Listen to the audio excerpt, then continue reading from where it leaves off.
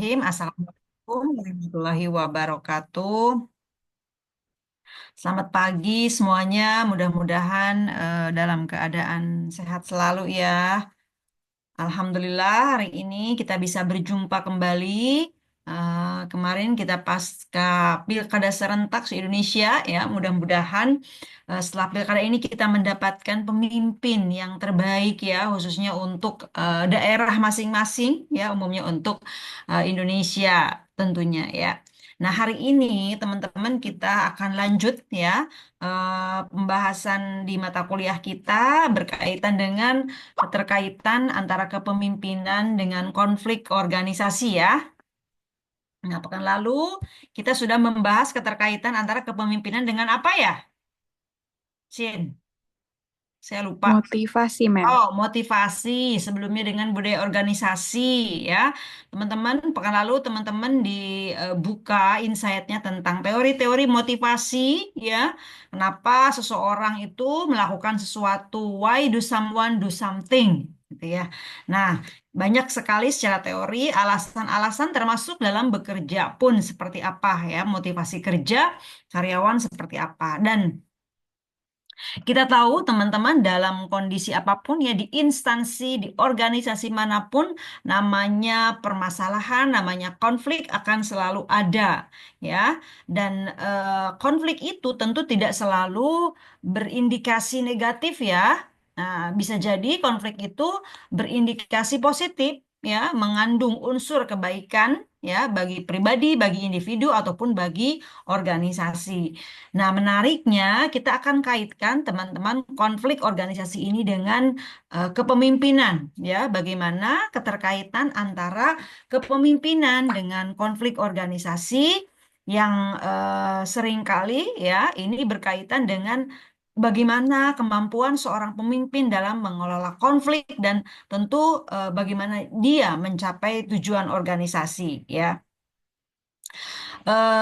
Di materi-materi sebelumnya sudah banyak disampaikan ya, sudah banyak penelitian-penelitian terkini yang membahas tentang keterkaitan ya antara kepemimpinan efektif ya, antara kepemimpinan yang efektif dengan budaya organisasi kah, motivasi kah dan lain sebagainya. Termasuk begitu ya, kepemimpinan yang efektif pastinya gitu ya, hanya nanti kita akan gali bersama gitu ya, berperan penting apakah dalam sebelumnya gitu ya, preventing ya, mencegah konflik yang destruktif itu sendiri dan bagaimana pasca penanganan ketika konflik tersebut terjadi.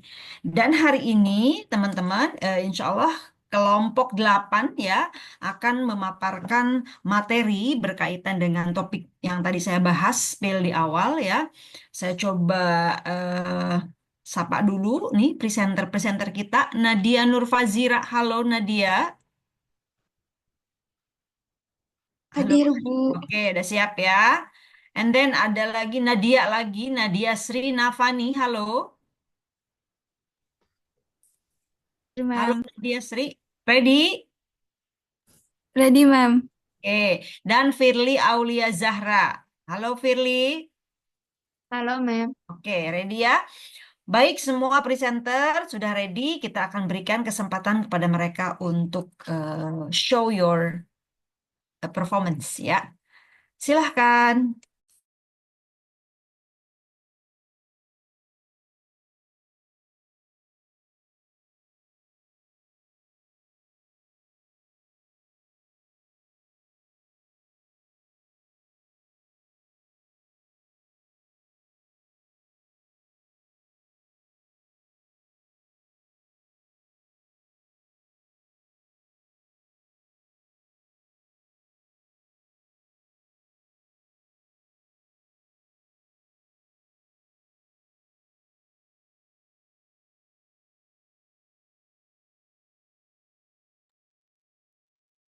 Baik, Assalamualaikum warahmatullahi wabarakatuh.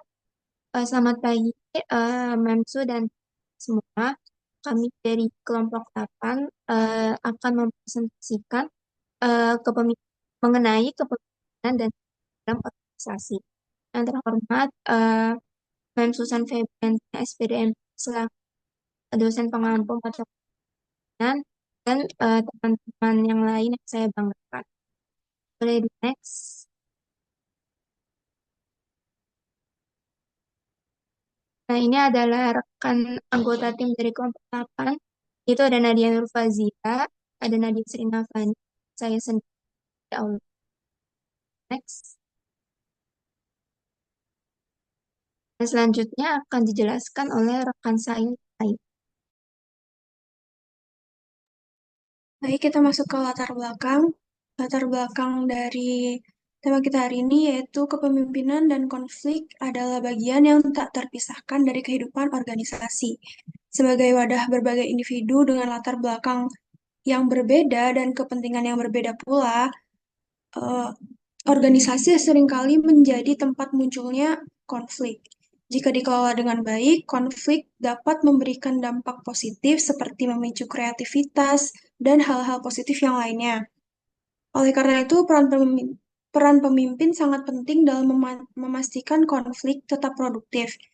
Pemimpin yang kompeten mampu menangani konflik secara konstruktif sehingga memperkuat perkembangan organisasi dan menjaga keharmonisan antar anggotanya.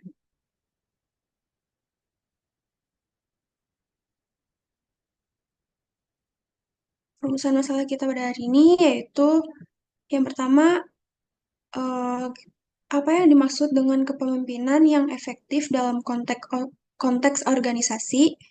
Yang kedua, bagaimana konflik terjadi dalam organisasi dan apa saja faktor penyebabnya. Yang ketiga, strategi apa yang dapat diterapkan oleh pemimpin untuk mengelola konflik secara optimal. Tujuan penelitian kita yaitu yang pertama menjelaskan konsep kepemimpinan dalam organisasi, menganalisis penyebab utama terjadinya konflik, dan mengidentifikasi strategi kepemimpinan yang dapat diterapkan untuk mengelola dan menyelesaikan konflik. Kita masuk ke poin pertama, yaitu konsep kepemimpinan. Yang pertama yaitu pengertian kepemimpinan. Kepemimpinan secara umum sendiri yaitu kemampuan untuk memengaruhi, mengatur, atau mengarahkan orang lain untuk mencapai tujuan tertentu dengan memanfaatkan kontribusi maksimal dari setiap individu yang terlibat. Adapun pengertian kepemimpinan menurut para ahli, yang pertama menurut Vincent, yaitu kepemimpinan adalah proses memengaruhi untuk mencapai tujuan. Yang kedua, menurut George R. Terry, yaitu kepemimpinan adalah aktivitas memengaruhi orang-orang untuk berusaha mencapai tujuan bersama. Yang ketiga, menurut Stephen P. Robbins, kepemimpinan adalah kemampuan untuk mempengaruhi sebuah kelompok untuk mencapai tujuan yang diinginkan. Yang keempat, yaitu menurut Coons, kepemimpinan adalah seni memengaruhi orang lain agar mereka mengerjakan tugas secara sukarela demi mencapai tujuan organisasi.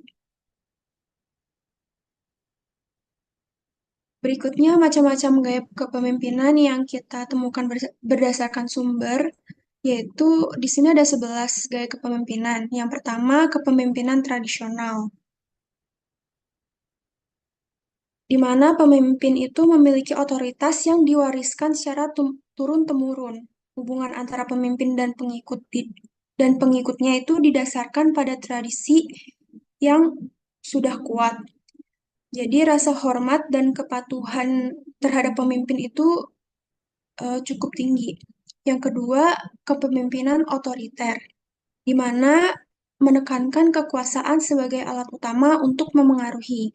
Yang ketiga, kepemimpinan karismatik, yaitu mengandalkan kualitas kepribadian seorang pemimpin, yang dimana hal itu menjadi daya tarik bagi seorang pemimpin.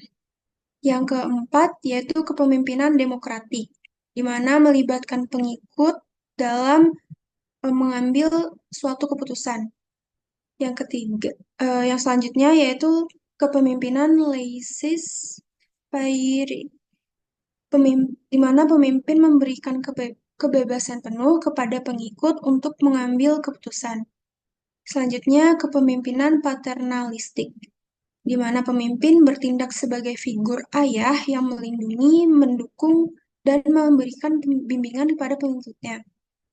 Selanjutnya, kepemimpinan situasional, yaitu menyesuaikan dengan situasi tertentu. Selanjutnya, kepemimpinan transformasional, yaitu mengutamakan kepentingan organisasi di atas kepentingan pribadi. Selanjutnya, kepemimpinan transaksional, yaitu didasarkan pada sistem hubungan timbal balik. Yang selanjutnya yaitu kepemimpinan spiritual, di mana pemimpin menginspirasi dengan nilai-nilai spiritual. Dan yang terakhir yaitu kepemimpinan servant leadership, di mana pemimpin berorientasi pada pelayanan terhadap pengikutnya. Kita masuk ke poin yang kedua, yaitu konsep konflik dalam organisasi. Yang pertama yaitu pengertian dari konflik. Konflik secara umum yang kita ketahui yaitu interaksi antara dua pihak atau lebih yang memiliki tujuan atau kepentingan yang bertentangan. Konflik ini bisa muncul dalam berbagai bentuk, baik itu verbal maupun fisik, dan dapat terjadi di berbagai tingkatan, mulai dari individu hingga kelompok yang besar. Dalam organisasi sendiri, konflik seringkali dianggap sebagai hal yang tidak terhindarkan dan bisa memiliki dampak positif maupun negatif tergantung pada cara pengelolaannya. Jenis-jenis konflik sendiri yaitu yang pertama konflik intrapersonal, yaitu terjadi dalam diri individu ketika ada pertentangan antara nilai-nilai atau tujuan pribadi. Yang kedua, konflik interpersonal, yaitu konflik yang terjadi antara dua orang atau lebih yang memiliki perbedaan pendapat atau kepentingan. Yang ketiga, konflik kelompok, yaitu konflik yang muncul antara dua kelompok atau lebih dalam sebuah organisasi atau sebuah komunitas. Yang keempat, yaitu konflik organisasi, yaitu konflik yang terjadi di dalam suatu organisasi yang biasanya itu melibatkan banyak individu atau departemen di dalam organisasi itu yang memiliki tujuan atau pendapat yang berbeda. Selanjutnya, penyebab konflik yaitu dapat disebabkan oleh berbagai hal, di antaranya yaitu yang pertama, perbedaan nilai dan keyakinan. Ketika individu atau kelompok itu memiliki nilai-nilai yang berbeda, hal ini dapat menyebabkan ketidakcocokan dan yang pada akhirnya menimbulkan konflik. Yang kedua yaitu komunikasi yang buruk. Terjadinya salah paham dalam komunikasi seringkali menjadi pemicu konflik. Ketidakjelasan informasi dapat menimbulkan kesalahpahaman. Yang ketiga yaitu persaingan sumber daya, yaitu ketika sumber daya seperti waktu, uang, atau tenaga kerja itu terbatas, individu atau kelompok mungkin bersaing untuk mendapatkan sumber daya tersebut, yang dapat menyebabkan konflik. Yang keempat, yaitu perbedaan tujuan. Ketika individu atau kelompok memiliki tujuan yang berbeda dan tidak sejalan, hal ini dapat menciptakan suatu konflik. Selanjutnya akan dijelaskan oleh rekan saya.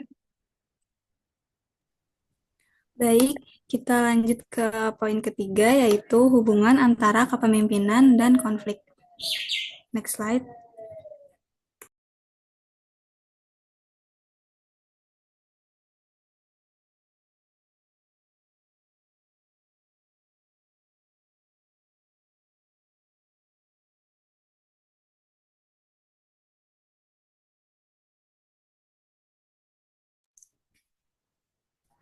Menurut Fatoni, gaya kepemimpinan seorang pemimpin dapat mempengaruhi penyelesaian konflik.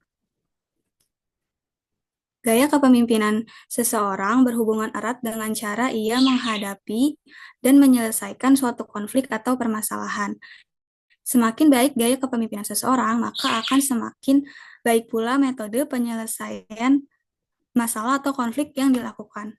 Gaya kepemimpinan yang baik akan mendukung penyelesaian konflik, mampu menjaga suasana kerja, dapat mengelola emosi dalam konflik, dan menciptakan solusi yang dapat mencegah terjadinya konflik terulang kembali di masa depan.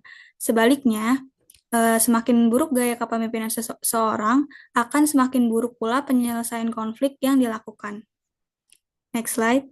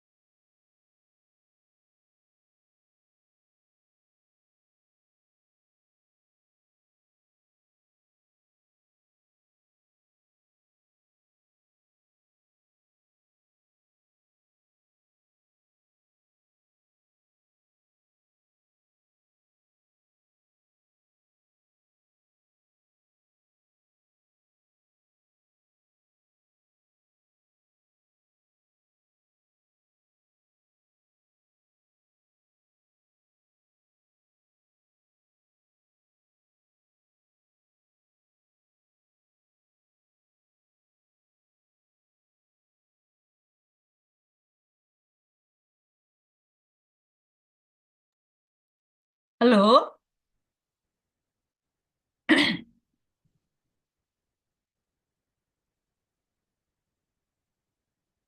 ada masalah kah? Ya mungkin Nadia kendala jaringan. Oh, Mohon maaf, Mem. kendala jaringan bisa offline aja. Off cam. Bisa off cam coba. Nah, Baik, Mem, izin melanjutkan ya, Mem.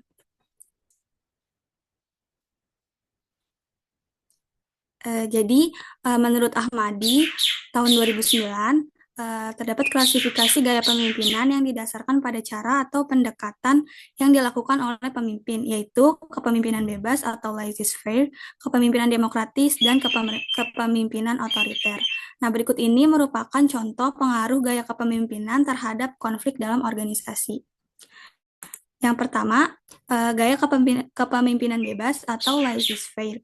Nah, pemimpin yang menggunakan gaya kepemimpinan ini cenderung membiarkan kelompoknya dan setiap orang berbuat semaunya, menurut Kartono tahun 2005.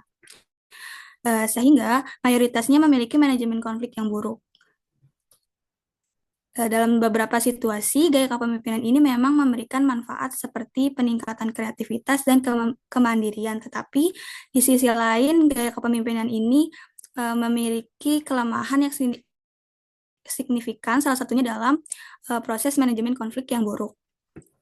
Nah, mengapa gaya kepemimpinan ini memiliki manajemen konflik yang buruk? Karena kurangnya intervensi. Pemimpin ini tidak aktif mengelola konflik dan masalah cenderung dibiarkan berkembang tanpa penyelesaian yang jelas. Hal ini dapat membuat konflik semakin rumit dan berlarut-larut. Selain itu, tanpa arahan atau batasan yang jelas dari pemimpin, anggota kelompok mungkin bertindak sesuai kepentingannya masing-masing yang berpotensi memperburuk ketegangan. Contohnya, ketika terjadi perselisihan antar anggota mengenai pembagian tugas. Nah, seorang pemimpin dengan gaya bebas atau laissez-faire ini mungkin hanya mengatakan, silakan kalian selesaikan sendiri gitu. Nah, hal ini kan pasti akan membuat salah satu pihak merasa dirugikan dan ketegangan ini semakin meningkat. Kenapa gaya kepemimpinan ini seringkali menyebabkan masalah semakin berlarut-larut? Pertama, karena tidak adanya mediasi. Pemimpin ini kan seharusnya bertindak sebagai mediator ya, atau fasilitator dalam konflik. Nah, tanpa peran ini, konflik seringkali tidak mencapai resolusi. Yang kedua itu kesulitan menemukan solusi, karena tanpa bimbingan dari pemimpin ini, anggota tim mungkin kekurangan wawasan atau perspektif untuk menemukan solusi yang dapat memuaskan semua pihak. Yang ketiga, konflik yang tidak segera diselesaikan ini dapat menyebabkan masalah lain seperti menurunnya produktivitas, meningkatnya ketegangan, ketegangan atau munculnya konflik baru. Sehingga dapat kita simpulkan bahwa gaya kepemimpinan ini tidak cocok untuk situasi yang membutuhkan pengambilan keputusan cepat atau penyelesaian konflik yang efektif. Karena dalam konteks ini pemimpin harus mengambil peran aktif, memberikan arahan dan memediasi agar masalah dapat diselesaikan dengan baik. Jika tidak, konflik akan semakin berlarut-larut dan merugikan seluruh kelompok atau organisasi. Nah, yang kedua, gaya kepemimpinan demokratis.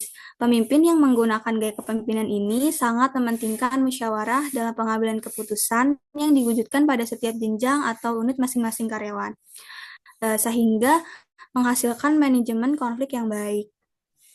Gaya kepemimpinan ini memiliki manajemen konflik yang baik karena mengadopsi pendekatan kolaboratif yang memungkinkan semua pihak yang terlibat dalam konflik merasa dihargai, didengar, dan dilibatkan dalam proses pengambilan keputusan. Dampak positifnya pada manajemen konflik adalah yang pertama mengatasi akar masalah. Karena melalui musyawarah yang dilakukan, konflik dapat dianalisis dari berbagai perspektif sehingga solusi yang dihasilkan lebih komprehensif dan juga adil. Selain itu, dapat mengurangi ketegangan karena dengan memberikan kesempatan kepada setiap pihak untuk menyampaikan pendapat, ketegangan dapat diredakan dan konflik akan lebih mudah dikelola. Musyawarah juga menunjukkan komitmen pemimpin untuk bersikap adil dan mendengarkan semua pihak yang akan memperkuat rasa percaya dalam hubungan kerja. Contohnya, ketika terjadi konflik antar unit kerja atau antar karyawan, pemimpin dengan gaya demokratis ini akan mengumpulkan perwakilan dari setiap unit atau orang yang bersangkutan untuk berdiskusi. Nah, dalam forum musyawarah ini, setiap orang dapat menjelaskan kebutuhan dan prioritas mereka dan juga mendapatkan solusi dengan mempertimbangkan kepentingan semua pihak secara seimbang.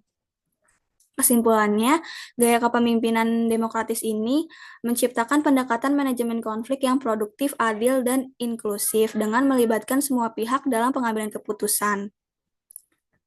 Next slide.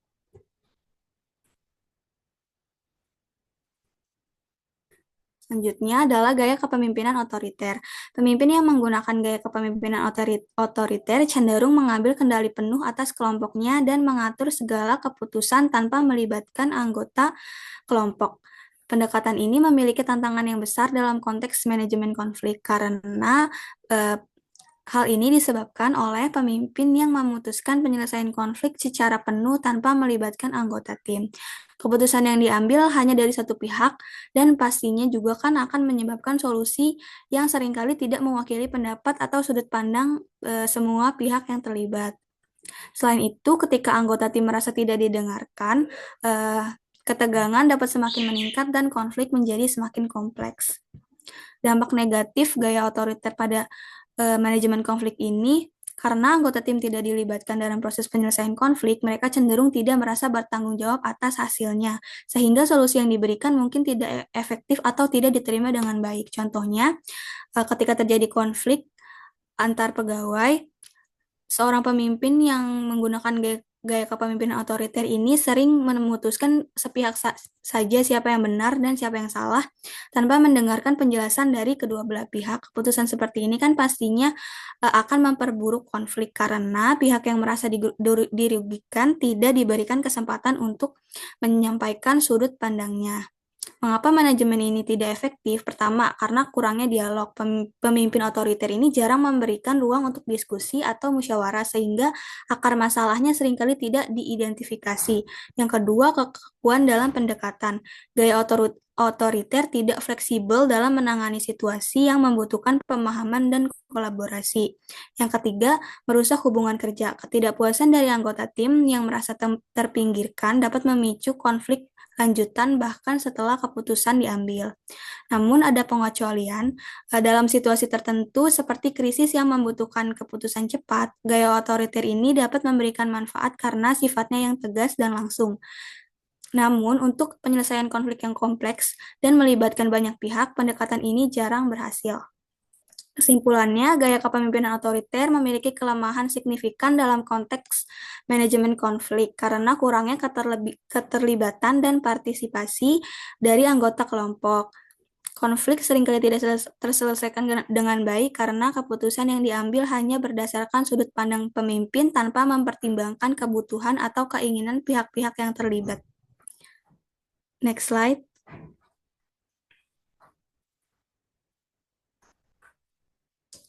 Selanjutnya adalah peran kepemimpinan dalam manajemen konflik. Seperti yang kita tahu, salah satu peran seorang pemimpin di dalam organisasi adalah pembuat keputusan yang pasti mampu mengendalikan berbagai jenis konflik, baik konflik yang kecil maupun konflik yang besar. Bentuk pengendalian yang dilakukannya adalah mengelola dan menyelesaikan konflik dalam organisasi atau dapat diartikan dengan manajemen konflik. Menurut Ross Navastara tahun 2015, manajemen konflik merupakan langkah-langkah yang diambil pelaku atau pihak ketiga dalam rangka mengarahkan perselisihan ke arah hasil tertentu yang mungkin atau tidak mungkin menghasilkan suatu akhir berupa penyelesaian konflik dan mungkin atau tidak mungkin menghasilkan ketenangan, hal positif, kreatif, bermufakat, atau agresif. Seorang pemimpin harus memiliki pengetahuan dan kemampuan manajemen konflik yang baik. Di sisi lain, pemimpin dapat memanfaatkan konflik untuk meningkatkan kinerja dan produktivitas organisasi, seperti yang sudah dijelaskan di awal. Karena konflik ini kan sering dilihat sebagai sesuatu yang negatif ya, padahal jika dikelola dengan baik, konflik dapat menjadi alat bagi pemimpin untuk meningkatkan kinerja dan produktivitas organisasi. Konflik tersebut sering disebut dengan konflik fungsional atau konflik yang sehat. Konflik fungsional muncul karena perbedaan pendapat, pandangan, atau ide yang justru dapat menghasilkan inovasi dan strategi kreatif yang belum ada sebelumnya. Selain itu, konflik sering mengungkapkan permasalahan yang mendasar dalam tim yang biasanya sulit teridentifikasi, seperti distribusi tugas yang tidak adil atau kebijakan yang tidak efektif. Next slide.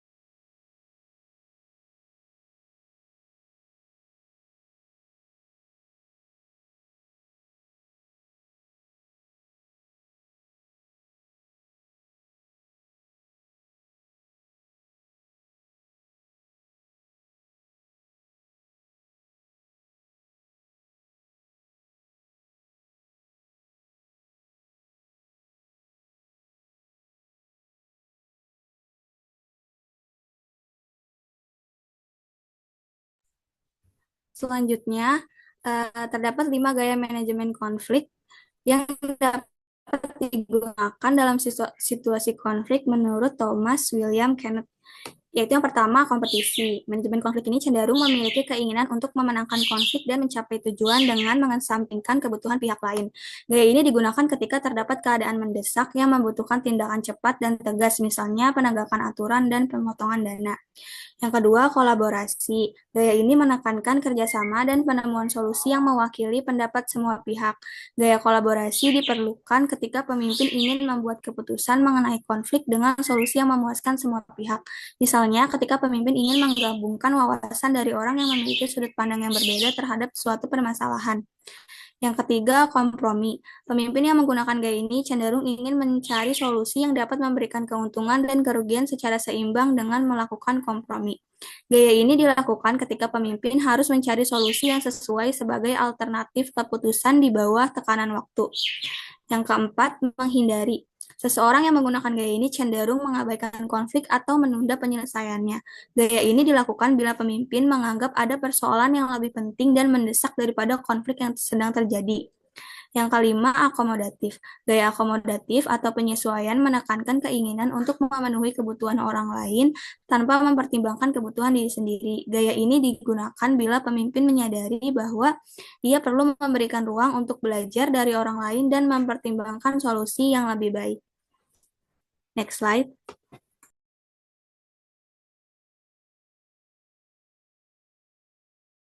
Materi selanjutnya akan dijelaskan oleh rekan saya.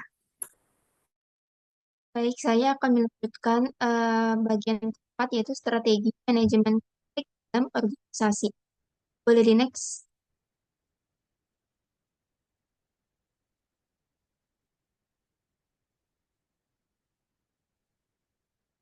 Nah, menurut Harjana tahun 1994, manajemen konflik itu adalah cara yang dilakukan oleh pimpinan pada saat menanggapi konflik.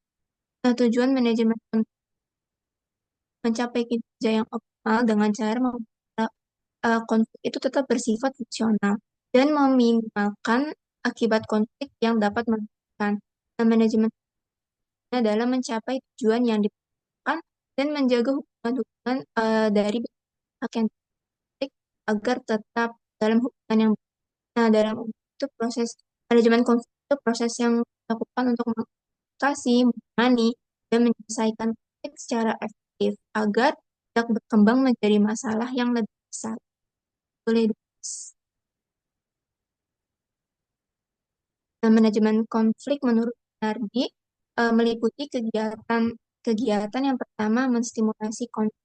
Nah, tindakan stimulasi konflik itu karena diambil oleh satuan kerja di dalam organisasi bisa terlalu lambat dalam melaksanakan pekerjaan. Nah, yang kedua itu mengurangi atau menekan.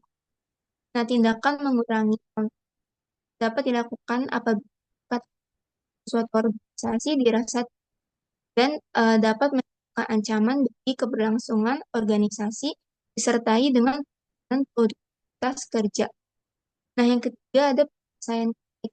Nah, penyelesaian konflik itu merupakan kegiatan organisasi dalam mempengaruhi secara langsung pihak-pihak yang bertentangan atau yang. Nah, metode terbanyak dalam penyelesaian konflik ini adalah deduksi, dan pecahan secara integratif. Boleh di next.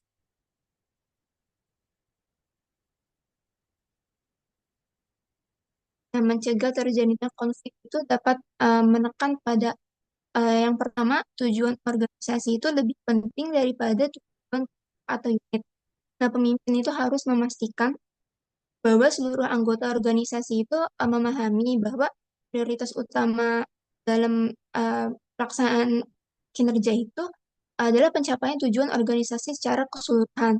Nah, hal ini dapat membantu menyelaraskan visi dan misi di antara individu atau kelompok sehingga mereka tuh tidak terlalu fokus pada kepentingan pribadi atau unit tertentu yang dapat memicu konflik internal. Nah, yang kedua ada struktur tugas yang stabil dan mudah diprediksi. Nah, struktur tugas yang jelas dan konsisten memastikan setiap itu atau itu dapat memahami tanggung jawab mereka masing-masing. Nah, hal ini mencegah tumpang tindih tugas atau salah persepsi mengenai peran. Nah, yang sering menjadi sumber konflik dengan struktur yang stabil, semua pihak itu dapat bekerja lebih efektif tanpa kebingungan.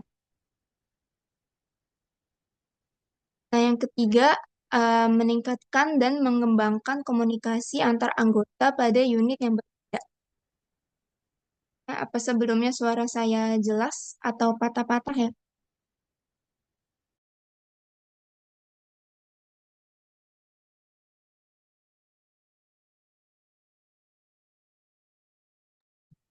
Jelas, jelas, jelas. Oke, lanjut. Selanjutnya, meningkatkan dan mengembangkan komunikasi antar anggota pada unit yang berbeda. Nah, komunikasi yang terbuka dan efektif antara unit itu dapat membantu mengurangi miskomunikasi dan asumsi yang salah. Nah, interaksi yang baik di antara unit yang berbeda itu dapat memastikan bahwa semua pihak memiliki pemahaman yang sama tentang tujuan dan proses kerja yang sedang dijalani, sehingga mengurangi risiko. Dan yang keempat ada situasi menang kalah atau winners yang dapat mengorbankan pihak lain.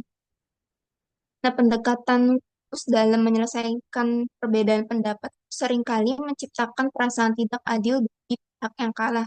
Oleh karena itu, pemimpin perlu mendorong solusi yang bersifat kolaboratif atau kompromi atau negotiation, mana semua pihak merasa dihargai mendapatkan manfaat, sehingga hubungan kerja tetap dalam hubungan yang harmonis. Boleh di next?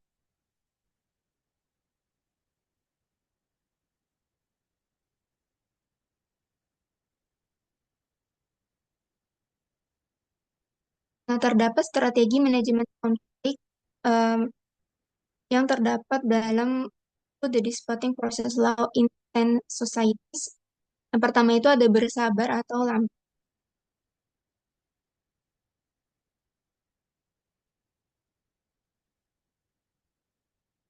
Nah, bersabar atau lamping ini adalah suatu tindakan yang merujuk pada sikap untuk mengabaikan gitu saja, atau dengan kata lain, isu-isu dalam konflik tersebut uh, ringan lah, tidak terlalu berat, meskipun hubungan dengan orang yang berkonflik itu terus berlanjut. Nah, yang kedua ada penghindaran atau avoidance. Itu tindakan yang dilakukan untuk mengakhiri hubungan dengan cara kita tuh menghindar gitu.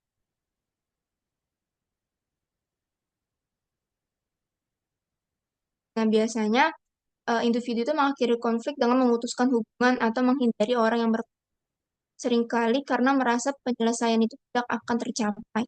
Nah, yang ketiga ada paksaan atau coercion, yaitu tindakan yang diambil dalam mengatasi konflik jika dipandang bahwa dampak yang ditimbulkan itu dapat membahayakan. Nah, konflik diselesaikan dengan tindakan memaksa atau menggunakan kekerasan baik fisik maupun psikologis. Biasanya jika dampak konfliknya dianggap sangat berbahaya. Nah, yang keempat ada negosiasi. Nah, hal ini menyangkut pandangan bahwa penyelesaian konflik dapat dilakukan oleh orang-orang yang berkonflik secara bersama-sama tanpa melibatkan pihak luar gitu. Nah, yang kelima ada konsiliasi atau conciliation, itu tindakan yang membawa semua yang berkonflik ke meja perundingan. Nah, untuk membahas masalah mereka di bawah fasilitas seorang pihak ketiga, tapi pihak ketiga hanya bertindak sebagai fasilitator tanpa memberikan keputusan. Nah, yang kelima ada mediasi, yaitu cara mengendalikan konflik dengan cara pihak-pihak yang berkonflik itu menyerahkan penyelesaiannya kepada pihak ketiga. Selanjutnya ada arbitrasi, yaitu kedua belah pihak yang berkonflik setuju pada keterlibatan pihak ketiga yang memiliki otoritas hukum dan mereka sebetulnya harus setuju untuk menerima keputusan. Dan yang kedelapan itu ada peradilan atau adjudication, itu tindakan yang merujuk pada intervensi pihak ketiga yang berwenang untuk campur tangan dalam penyelesaian. Nah, apakah pihak-pihak yang berkonflik itu menginginkan atau tidak? Oke, boleh di next. Nah, yang pasti ada peran komunikasi dalam penyelesaian. Nah, komunikasi menurut menurut Siregar Das, komunikasi memiliki peran informatif sebagai sumber informasi-informasi yang dapat meredakan konfrontasi yang terjadi. Nah, komunikasi itu juga berperan aktif dalam menciptakan aturan-aturan yang disepakati bersama. Nah, komunikasi juga memiliki peran persuasif dengan pesan-pesan yang bersifat membujuk orang-orang yang terlibat dalam konfrontasi agar mau berdamai. Nah, dengan komunikasi berperan secara interaktif, dapat menyatukan lagi kesalahpahaman yang terjadi sehingga dapat meredakan konflik yang terjadi di dalam organisasi. Nah, komunikasi juga berperan dalam membangun trust antar sesama. Boleh di next. Selanjutnya akan dijelaskan oleh rekan saya. Baik, jadi kesimpulannya adalah kepemimpinan yang baik bukan hanya soal mengarahkan, tetapi dapat memahami dan menghadapi konflik dengan bijak. Konflik dalam organisasi tidak selalu buruk. Jika dikelola dengan tepat, konflik bisa menjadi peluang untuk menemukan solusi kreatif dan memperkuat kerjasama tim. Namun, konflik yang dibiarkan atau dikelola secara buruk dapat merusak hubungan kerja, menurunkan motivasi, dan menghambat pencapaian tujuan.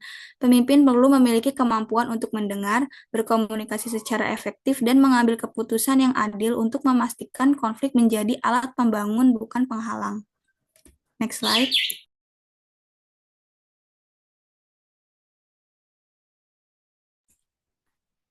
Untuk sarannya sendiri, yang pertama, tingkatkan keterampilan kepemimpinan, karena pemimpin harus terus belajar mengasah kemampuan komunikasi, pengambilan keputusan, dan empati untuk menciptakan lingkungan kerja yang kondusif. Yang kedua, kelola konflik secara proaktif. Jangan menunggu konflik membesar. Identifikasi masalah sejak awal dan ambil langkah untuk menyelesaikannya melalui dialog terbuka. Yang ketiga, bangun budaya transparansi. Dorong komunikasi yang jujur dan terbuka agar anggota tim dengan demikian potensi konflik dapat diminimalkan dan solusi dapat ditemukan lebih cepat. Yang keempat adalah fokus pada tujuan bersama dalam setiap konflik. Arahkan diskusi kembali ke tujuan organisasi. Dengan mengedepankan kepentingan bersama, konflik dapat menjadi alat untuk mempererat kolaborasi antar tim. Dan yang terakhir adalah evaluasi dan perbaikan proses internal. Tinjau kembali kebijakan dan prosedur yang mungkin menjadi pemicu konflik. Pastikan struktur kerja mendukung efisiensi dan tidak menimbulkan ketidakpuasan. Next slide.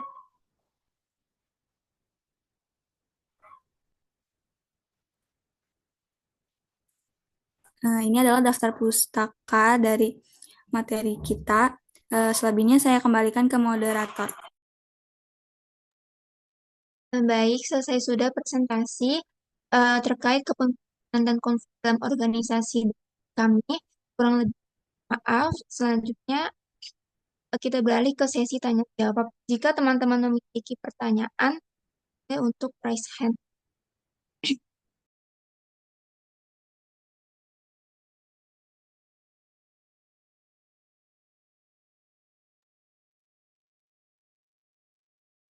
Oke, di layar saya ada Ranita Rosaria. Dipersilakan. Baik, terima kasih banyak kelompok penyaji atas kesempatannya. Mohon maaf sebelumnya belum bisa on cam karena kalau on cam jadi nge-lag. Nanti izin bertanya terkait situasi di mana misalnya nih ada karyawan yang merasa tidak dihargai oleh atasannya. Nah, gimana sih pemimpin atau HR yang memang bertugas membawahi SDM itu untuk bertindak atau meredakan ketegangan tersebut? Itu aja pertanyaannya. Terima kasih. Oke, terima kasih Ranita. Pertanyaannya nanti boleh ketikkan juga ya. Terima kasih. Selanjutnya ada Nadia Rizka. Silakan. Baik, terima kasih atas kesempatannya. Saya izin bertanya, menurut kalian di era digital ini, gimana seorang pemimpin bisa menciptakan lingkungan kerja yang inklusif dan adaptif di tengah perubahan cepat akibat digitalisasi dan juga krisis global? Terima kasih. Oke, terima kasih Nadia atas pertanyaannya. Saya juga chat dan di kolom chat Zoom ya. Terima kasih. Selanjutnya ada Ida. Dipersilakan. Baik, terima kasih atas kesempatannya. Izin bertanya, seperti yang tadi kita lihat, udah dijelaskan, dalam manajemen konflik itu kan ada 3 kegiatan, salah satunya mengurangi atau menekan konflik. Nah, kira-kira kegiatan tersebut dapat dilakukan dengan cara bagaimana ya? Karena konflik itu seperti yang dibilang di awal tadi, kalau nggak salah, tak terhindarkan. Itu aja. Terima kasih. Baik, terima kasih Ida untuk pertanyaannya. Oke, Ida. Si selanjutnya ada Nisha Fat. Silakan. Oke, terima kasih atas kesempatannya. Bisa bertanya, kalau misalkan di dalam situasi yang dimana tuh pemimpin adalah sumber dari konflik itu. Nah, langkah apa sih yang harus diambil dari sebuah organisasi untuk mengatasi masalah tersebut tanpa merusak kredibilitas pemimpin atau kepercayaan? Mungkin itu aja. Oke, terima kasih Fatin buat pertanyaannya. Selanjutnya ada Tessa. Silakan. Terima kasih kepada kelompok penyaji. Nah, saya mau bertanya ini tentang gaya kepemimpinan. Tadi di slide PPT dijelasin tentang gaya kepemimpinan servant leadership, yaitu pemimpin berorientasi pada pelayanan terhadap pengikut. Nah, itu contohnya kayak gimana sih? Terima kasih. Oke, terima kasih Tessa buat pertanyaannya. Eh, Baiklah kita untuk berdiskusi dulu ya.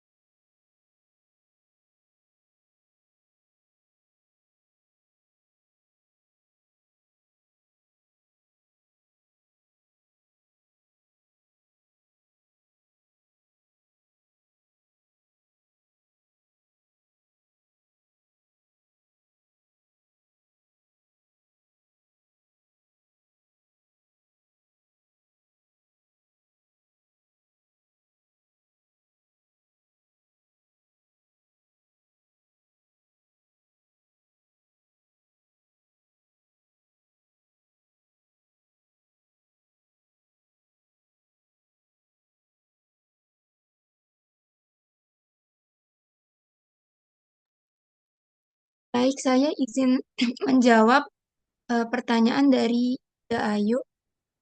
Pertanyaannya itu dalam manajemen konflik ada tiga kegiatan, salah satunya mengurangi atau menekan konflik. Nah, kira-kira kegiatan tersebut dapat dilakukan dengan cara apa?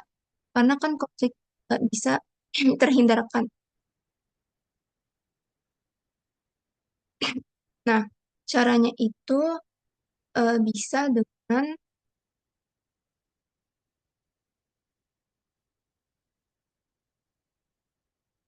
nah, yang pertama itu bisa memisahkan individu, unit, atau kelompok pertentangan.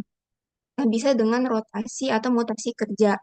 Nah, yang kedua itu dapat menerapkan peraturan kerja yang sekiranya dapat mengurangi.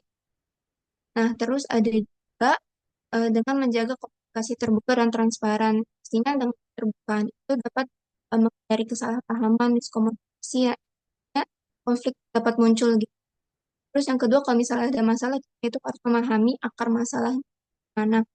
Kayak, seorang pemimpin itu harus tahu dari berbagai aspek. Kalau misalnya ada permasalahan di pihak-pihak yang terlibat. Nah, terus ada fokus pada solusi dan bukan menyalahkan. Nah, sebenarnya konflik itu memang nggak bisa terhindarkan pastinya. Tapi kita itu harus berfokus pada dampak positif jika adanya konflik. Nah, dampak positifnya itu kan dapat berupa apa ya, hubungan antar satu dengan yang lain itu bisa semakin erat, terus bisa jadi memahami kejadian masing-masing dalam apa ya, dalam menghadapi suatu masalah, dan konflik itu bisa menjadi evaluasi untuk kinerja ke depannya juga baik. Jadi itu sih jawaban dari saya, Ida. Apakah cukup? Ya, izin menambahkan ya, teman-teman. Sebetulnya pertanyaan Ida ini pertanyaan global ya, terkait apa yang bisa dilakukan gitu, strategi manajemen konflik ya. Betul tadi apa yang disampaikan oleh presenter ya, teman-teman, bahwa eh, ketika organisasi ya mengalami konflik dan bagaimana ya peran kepemimpinan untuk menekan konflik itu sendiri ya. Penelitian-penelitian sudah banyak mendiskusikan ya, memaparkan bahwa ketika manajemen konflik dilakukan secara baik ya dan didukung oleh gaya kepemimpinan yang tepat, itu akan berdampak terhadap kekuatan tim ya atau teamwork. Karena ini berbicara tentang organisasi ya, berarti tadi jenis-jenis konflik yang disampaikan oleh pemapar atau presenter adalah ada konflik intrapersonal, ada konflik interpersonal, ada konflik organisasi gitu ya. Nah, ketika misalnya dia berkaitan dengan organisasi secara keseluruhan ya, satu orang dengan individu yang lain gitu ya, apakah itu pemimpin, apakah itu rekan kerja atau apapun itu ya, maka dia akan dapat berdampak terhadap efektivitas kerja tim. Dan tentu ketika sudah berbicara tentang efektivitas kinerja tim, maka itu juga akan berdampak terhadap kinerja organisasi ya. Nah, teman-teman sebagai contoh gitu ya, banyak kasus-kasus lah ya, studi kasus ya, yang mungkin tadi tim presenter belum menyebutkan ya, atau belum memberikan contoh nyata gitu. Gimana sih konflik yang sudah atau yang sudah ada gitu ya, dan bagaimana pemimpin tersebut atau organisasi tersebut mensolve ya, menyelesaikan permasalahan ya setiap konflik yang ada baik secara globally mendunia maupun di Indonesia ya. Kasus contoh misalnya eh, konflik nilai misalnya ya, konflik yang berkaitan dengan nilai ya, teman-teman. Konflik yang berkaitan dengan nilai ini berkaitan juga dengan apakah itu suku, ras, agama, itu akan lebih complicated ya, lebih complicated apa penyelesaiannya. Itu memang butuh strategi ya, butuh strategi, butuh sinergi yang tepat untuk menekan konflik tersebut seperti apa. Nah, contoh teman-teman, di Indonesia pada tahun 2000-an gitu ya. eh, Teman-teman pernah mendengar kasus Freeport ya? Ada di mana itu? PT Freeport ada di mana? Ada yang tahu? PT Freeport ada di mana? Di Papua, Mem. Nah, di Papua.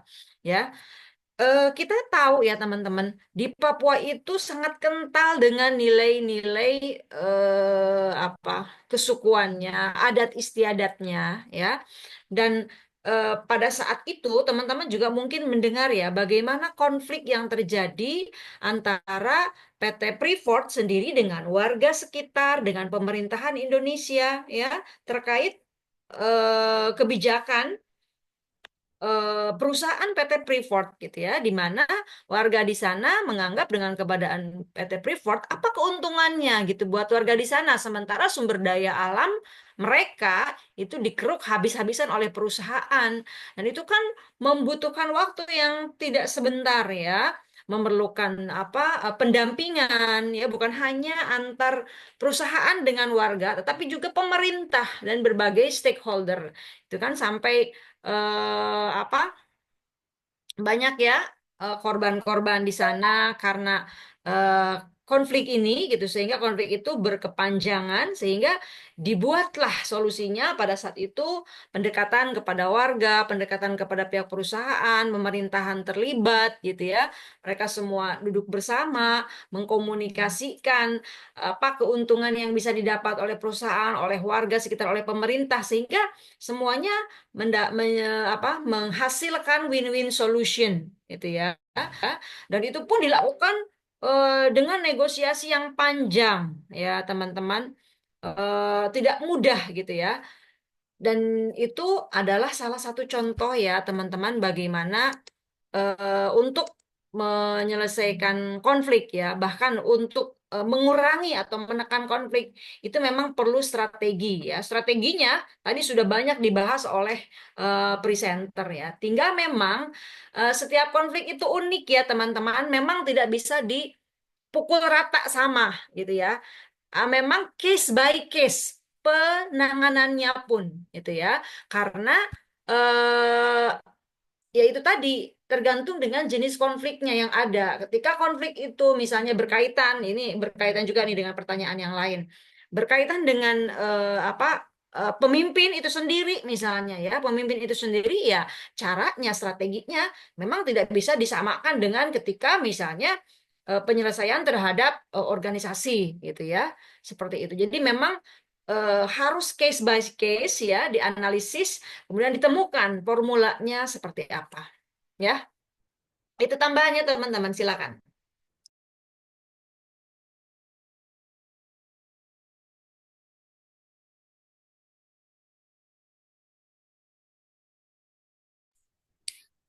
Baik, Mem.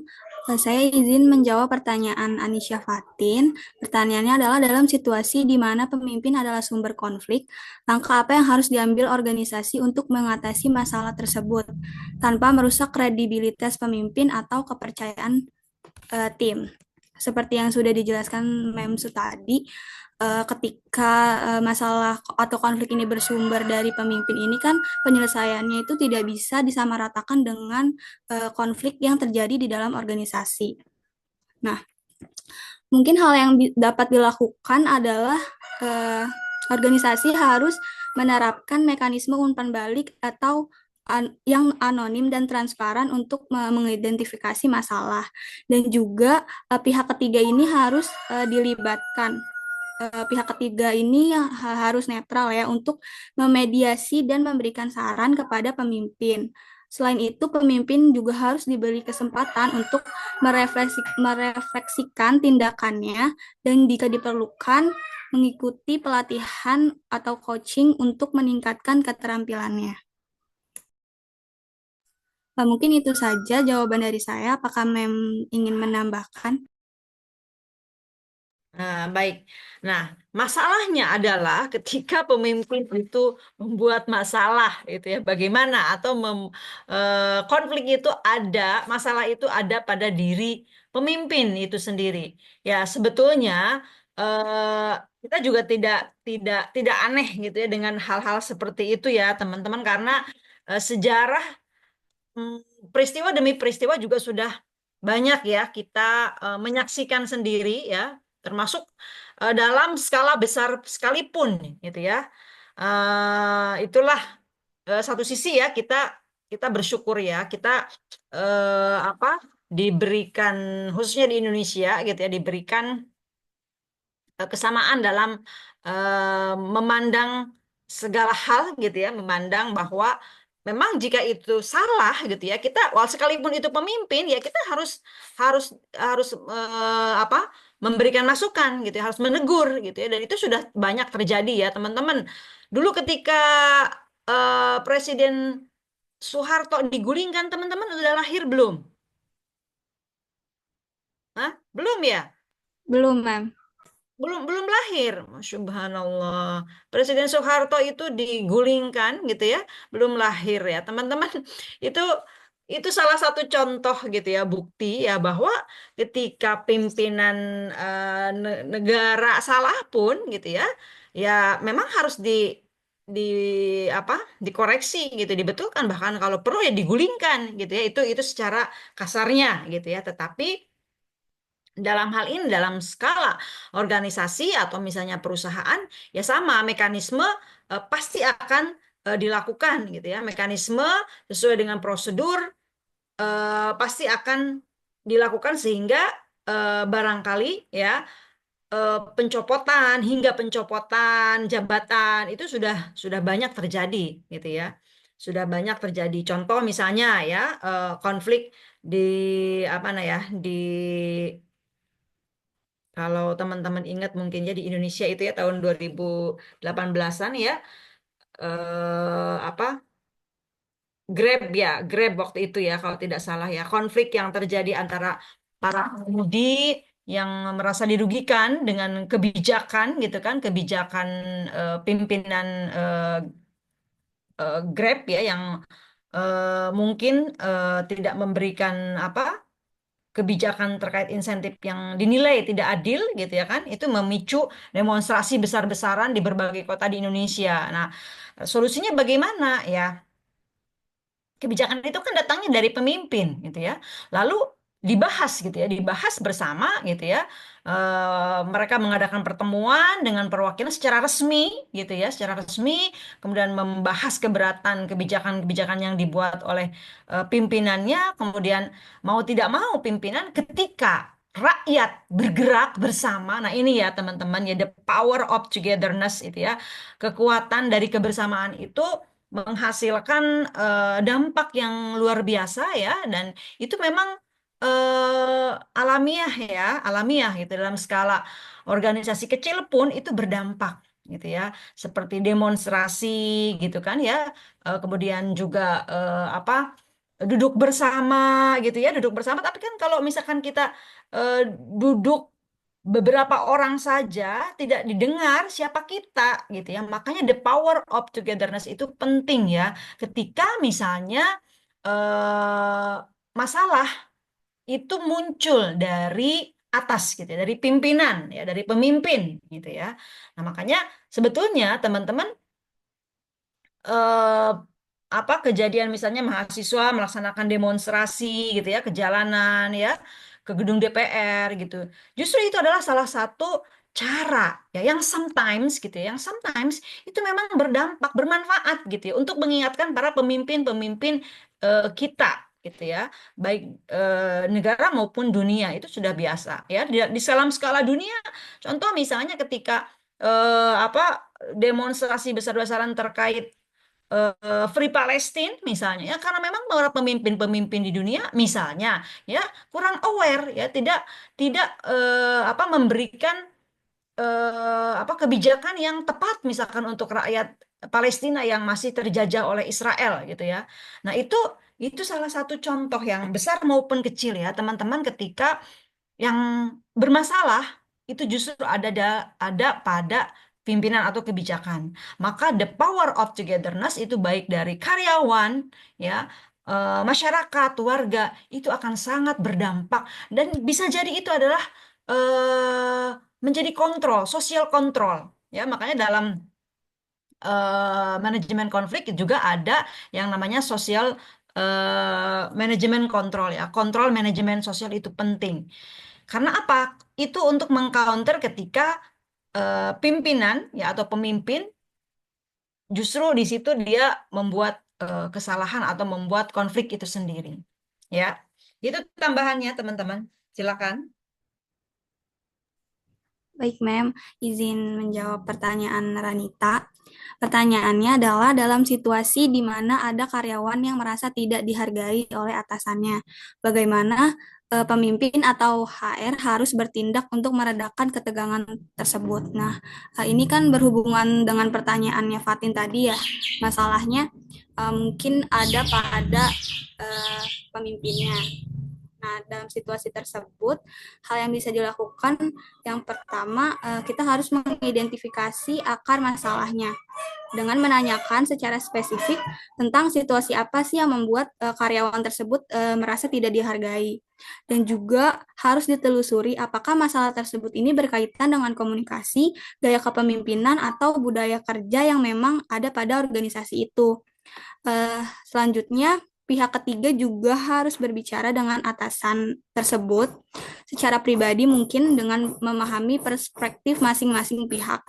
Ya, jangan jelaskan masalah tanpa menyalahkan gitu. Fokus pada fakta dan dampak yang memang dirasakan pada karyawan itu. Dan juga setelah itu kita harus melakukan mediasi, fasilitasi dialog antara antara dua orang ini dengan memastikan suasana diskusi itu kondusif dan mengarah pada penyelesaian, bukan saling menyalahkan. Setelah mediasi dilakukan, pastinya harus membuat rencana tindak lanjut berdasarkan hasil diskusi itu. Apa sih rencana untuk memperbaiki situasi, seperti misalnya perubahan cara komunikasi atau pengakuan atas kontribusi karyawan yang telah dilakukan gitu. Dan juga perlu menetapkan target waktu untuk mengevaluasi perbaikan yang dilakukan agar masalah tersebut tidak berlarut-larut. Mungkin itu saja jawaban dari saya. Apakah ingin menambahkan? Ya, sepakat sih ya. Pertanyaan Ranita ya. Iya, Mem. Nah, karyawan yang merasa tidak dihargai oleh pimpinannya ya. Apa?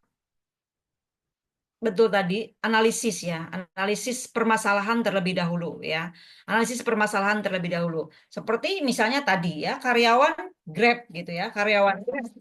Mereka melakukan demo besar-besaran gitu ya, seluruh pengemudi Grab karena mereka merasa mereka sudah memberikan yang terbaik gitu ya, mereka sudah mengikuti kebijakan yang terbaik, tapi insentif mereka misalnya ya tidak mendukung untuk kesejahteraan mereka gitu. Itu kan sama saja juga dengan mereka kurang diakui padahal penghasilan Grab itu besar gitu ya.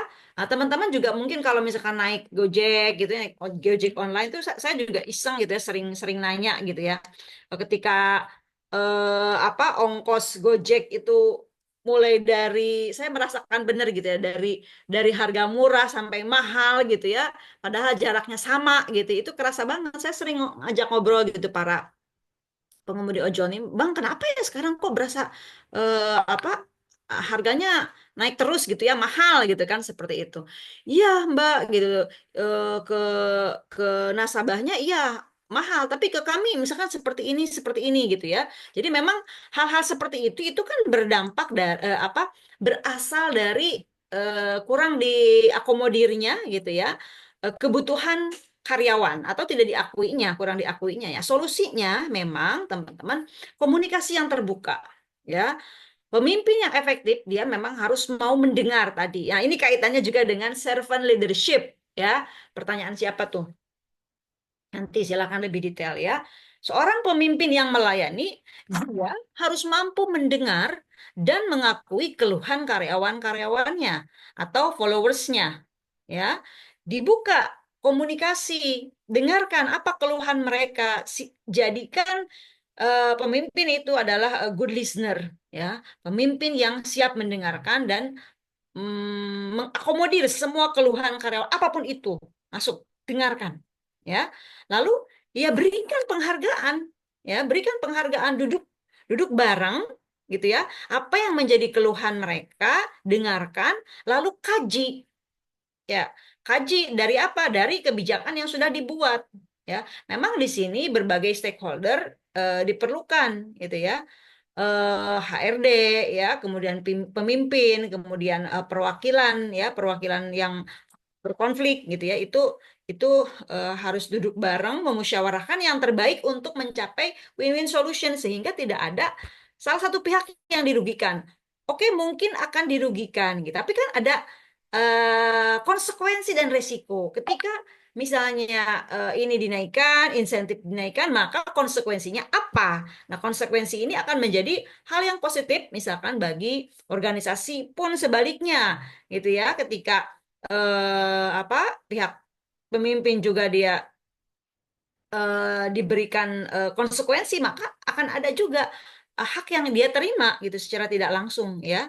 Jadi memang duduk bareng teman-teman komunikasi gitu ya komunikasi komunikasi makanya di situ ya HR memang bertindak nyata teman-teman walaupun gitu ya teman-teman kita berpikir gitu ya HR itu kan bagian dari organisasi ya bagian anak buahnya pemimpin lah katakanlah ya anak buahnya pimpinan gitu ya nah tetapi teman-teman dalam hal ini organisasi yang baik itu akan menempatkan HR sebagai sosok yang independen gitu ya.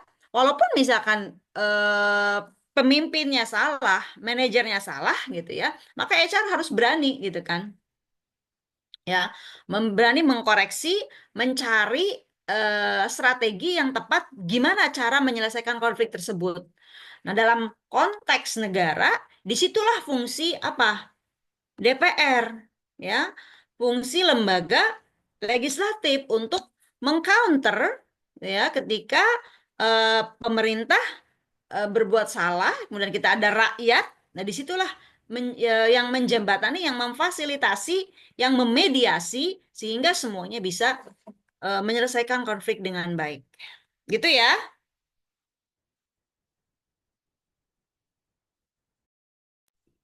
Baik, Mem. Saya izin melanjutkan dengan menjawab pertanyaan Nadia Rizka. Pertanyaannya, di era serba digital ini, bagaimana seorang pemimpin dapat menciptakan lingkungan kerja yang inklusif dan adaptif di tengah perubahan cepat akibat digitalisasi dan krisis global? Nah, untuk menciptakan lingkungan kerja yang inklusif dan adaptif tadi, memerlukan kombinasi keterampilan kepemimpinan yang strategis, empati, dan kemampuan untuk memberdayakan tim.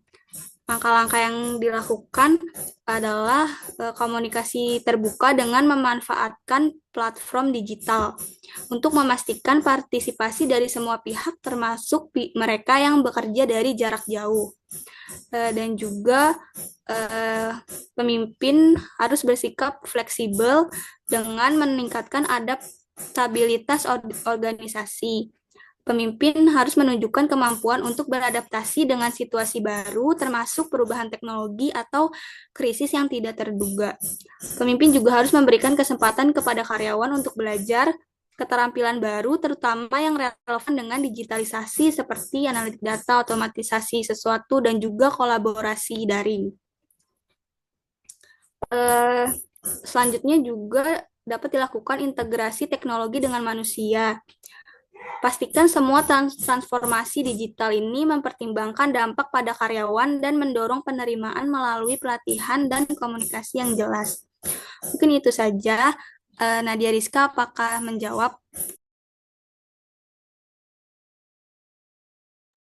Sudah menjawab. Terima kasih. Oke, tambahan ya. Nah, di era digital, kalau misalnya karyawannya siap ya, terbuka, open minded dengan adanya perubahan itu gampang lah ya, akan cepat literate dengan digitalisasi. Tetapi tantangannya adalah juga bahwa tidak semua karyawan itu terbuka dengan digitalisasi. Nah, bagaimana mengubah mindset karyawan juga untuk mau terbuka, untuk ayo keluar dari zona nyaman. Jika selama ini barangkali ya administrasi yang dilakukan secara manual gitu ya, mau tidak mau ya karyawan ya harus belajar lagi, ikut lagi itu tadi benar training ya. Latihan-latihan harus banyak diberikan oleh pemimpin kepada karyawannya berkaitan dengan digitalisasi itu. Yang tadinya arsipnya secara manual gimana bisa menjadi digital. Itu terus di-upgrade ya. Nah, tantangannya lagi bukan berarti ketika sudah memberikan training ya, training dikasih terus gitu ya. Nah, bukan berarti itu sudah selesai ya tugas pemimpin tidak, tapi bagaimana juga mempola sebelum memberikan training itu membuka mindset karyawan agar mau gitu ya. Karena tidak semua karyawan juga terbuka dengan adanya digitalisasi semacam itu. Ya. Sebenarnya kan pekerjaan itu akan menjadi lebih efisien ya jika dengan dibantu dengan teknologi gitu. Nah, sayangnya masih ada misalnya karyawan yang masih senang dengan pekerjaan secara manual. Artinya mereka sebenarnya nggak mau belajar, nggak mau move on, nggak mau keluar dari zona nyamannya itu. Nah, ini juga tugas yang tidak boleh dilupakan ya teman-teman. Karena ini real, nyata, banyak terjadi gitu ya. Apalagi untuk karyawan-karyawan yang misalnya dari segi usia, ya dari segi usia sudah pengalamannya sudah banyak, sudah tinggi, kemudian usianya juga sudah di atas 50 misalnya ya. Pendekatan-pendekatan seperti ini harus sabar ya, harus dilakukan karena yaitu tadi untuk menciptakan lingkungan kerja yang adaptif, yang inklusif, yang berubah cepat. Itu ya, bukan hanya soal memberikan skill, memberikan pelatihan, tetapi juga how to open their mindset. Ya, oke.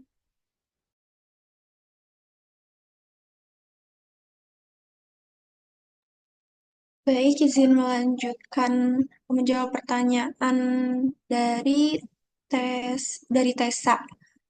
Yaitu pertanyaannya itu apa contoh dari gaya kepemimpinan servant leadership?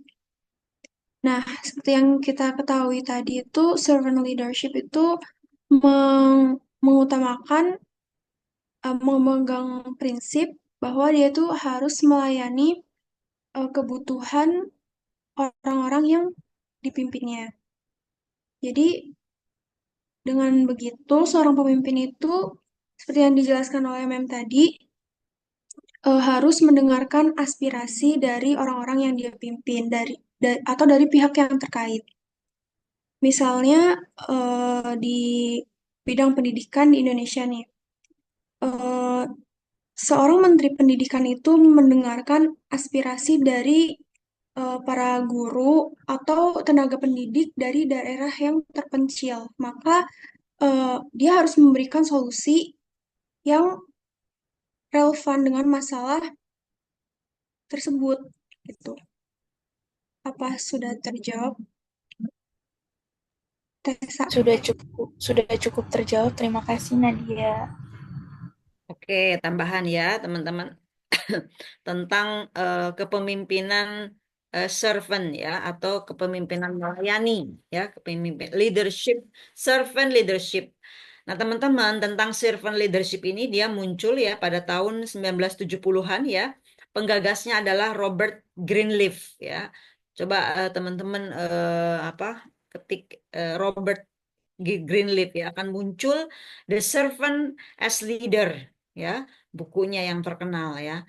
Jadi si Greenleaf ini dia adalah Vice President di Amerika ya, yang berkaitan dengan perusahaan telekomunikasi gitu ya. Kemudian dia berpandangan bahwa hal yang harus dilakukan pertama kali oleh seorang pemimpin adalah melayani orang lain. Ya, ini sangat sangat sincere sebenarnya ya. Jadi menurut dia bahwa kepemimpinan yang sejati itu adalah muncul dari para pemimpin yang motivasinya adalah ingin melayani orang lain, bukan melayani diri sendiri. Ini menarik sekali ya. Bahkan dikatakan apa oleh peneliti-peneliti setelahnya itu ya bahwa eh, kepemimpinan melayani ini adalah kepemimpinan yang mengutamakan pelayanan, kepemimpinan yang sejati gitu ya, karena dia berasal dari adanya perasaan ingin memberikan, ingin berkontribusi untuk orang lain, gitu ya. Pelayanan, kalau sudah berkata tentang pelayanan, maka dia akan memberikan yang terbaik, gitu ya, untuk orang lain, bukan untuk dirinya sendiri. Nah, ini teman-teman menarik sekali ya. Dan apa kepemimpinan servant ini gitu ya. Kalau misalkan secara real kita lihat konteksnya saat ini gitu ya, eh, langka ya, menjadi suatu hal yang langka. Karena justru yang ada adalah sebaliknya gitu ya. Pemimpin ingin dilayani oleh orang lain. Nah, Spears bahkan lebih lebih detail gitu ya membedah karakteristik servant leadership ini seperti tadi ya. Pertama, dia good listener ya. Dia senang, dia aktif mendengarkan masukan, keluhan, ocehan dari tim ya. Kemudian dia juga empati ya, mudah empati dengan kondisi orang lain. Coba teman-teman sudah mau mendengarkan ya, kemudian dia juga mudah empati, kemudian ada keinginan untuk membantu, bukan sekedar mendengarkan ya. Oh iya, oh oke gitu, bukan sekedar so sorry to hear that, bukan hanya itu, tapi ada action ya untuk membantu apa yang dihadapi oleh orang lain ya. Dan ada dorongan juga, dan itu muncul dari hati nurani pemimpin itu ya, bukan karena iming-iming ya, iming-iming apa sesuatu misalkan yang berkaitan dengan materi atau jabatan ya, tapi memang karena hati nurani. Nah, tentu ya teman-teman apa berbicara tentang servant leadership ya, manfaatnya bukan hanya untuk orang lain gitu ya, tetapi juga untuk tim ya, untuk membangun hubungan yang kuat dengan anggota tim ya, memberikan dukungan dan tentu untuk menciptakan lingkungan yang lebih baik ya, kinerja yang lebih baik dan juga bisa meningkatkan kreativitas ya.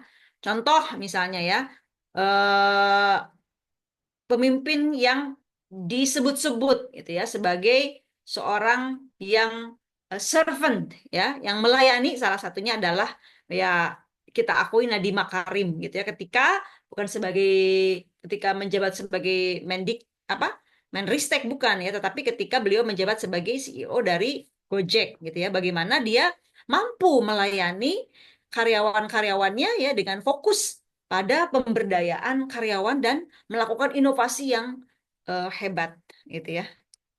Oke, itu Tessa mudah-mudahan membantu.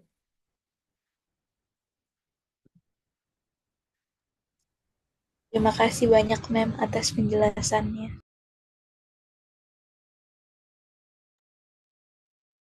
Mem, semua pertanyaan sudah terjawab.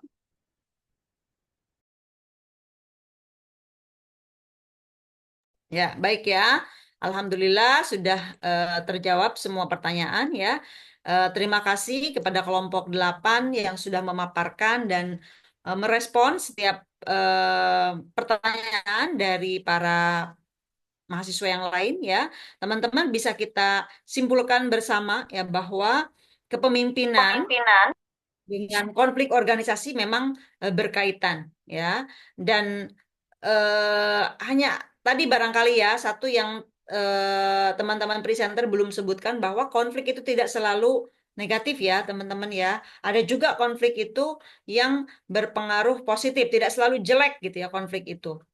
Nah, kaitannya antara kepemimpinan dengan konflik ya seringkali ditinjau dari bagaimana kemampuan dari si pemimpin itu untuk mengelola konflik itu sendiri ya. Dan kepemimpinan yang efektif jika pemimpinnya eh, dinilai sebagai gaya kepemimpinan yang efektif, maka itu akan bisa menekan atau bahkan mencegah konflik yang negatif, ya. Dan bahkan itu tadi akan mengubahnya dia menjadi sesuatu yang inovatif, ya, bahkan peluang. Sehingga kadang bagi seorang pemimpin yang efektif gitu ya, ketika konflik itu muncul, dia tidak menganggap itu sebagai suatu masalah, tetapi itu suatu tantangan, suatu peluang yang akan membuka jalan, misalnya untuk melakukan inovasi, gitu ya. Nah, maka gaya kepemimpinan tadi sudah disebutkan oleh para presenter ya, gaya kepemimpinan yang digunakan oleh seorang pemimpin itu akan sangat menentukan seperti apa dampak konflik terhadap organisasi secara umum. Ya, nah pemimpin yang mengadopsi gaya-gaya kepemimpinan apapun itu tadi ya, transformasional, servant leadership atau apapun, yang intinya mengadopsi gaya kepemimpinan yang kolaboratif, yang menyeluruh ya, maka itu cenderung dapat mengelola konflik secara konstruktif ya. Kemudian berdampak juga terhadap suasana kerja yang harmonis, bahkan bisa meningkatkan inovasi karena dia menganggap konflik itu bukan sebagai suatu masalah ya, sehingga inovasi, produktivitas dan kinerja serta kepuasan karyawan pun akan meningkat. Nah, sebaliknya, teman-teman, gaya kepemimpinan yang menghindari gitu, yang cenderung apatis terhadap konflik, maka seiring sejalan itu akan memperburuk konflik itu sendiri dan juga akan berdampak terhadap ketidakpuasan karyawan terhadap pemimpinnya, sehingga dampaknya pun kinerja akan buruk. Ya, baik teman-teman, saya kira cukup ya untuk pertemuan hari ini. Mudah-mudahan memberikan manfaat dan memberikan insight untuk kita ya. Pekan depan Cindy masih ada presentasi. Topiknya tentang apa, Sin? Tentang kepemimpinan dan komunikasi, Mem. Oh, kepemimpinan dan komunikasi ya dari kelompok 9. Ya, itu juga menarik. Nanti kita akan belajar tentang bagaimana komunikasi yang efektif ya dari seorang pemimpin yang efektif itu seperti apa ya. Sehingga karyawan atau orang lain ya akan mengerti dan bukan hanya sebatas mengerti dan bukan hanya sebatas memahami tapi melaksanakan dengan penuh kesadaran ya yang menjadi tujuan dari organisasi tersebut. Baik, terima kasih Cindy dan teman-teman. Saya rasa cukup ya untuk hari ini. Semoga semuanya sehat-sehat selalu ya. Sampai ketemu insya Allah pekan depan ya. Assalamualaikum warahmatullahi wabarakatuh. Saya izin live ya. Bye.